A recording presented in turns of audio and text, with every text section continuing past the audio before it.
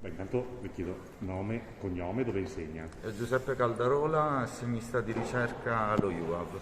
Ok, lei aveva l'appuntamento per oggi, ci spiega come ha funzionato, poi è stato contattato mezz'ora fa. Oggi alle 14.56, quindi con il dubbio di poter avere effettivamente il vaccino dopo la ripresa, e quindi sono venuto e sembra che si riuscirà ad avere, che si riesce a ripartire con la vaccinazione. Quindi le è arrivato un messaggio dall'USL che le diceva che era confermato Sì, l'appuntamento.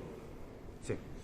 E beh, le chiedo, lei riceverà AstraZeneca, qualche dubbio o è sicuro, viste le notizie di questi giorni, il blocco? Beh, credo che i dubbi ce li abbiano tutti, però si superano questi dubbi e si affronta.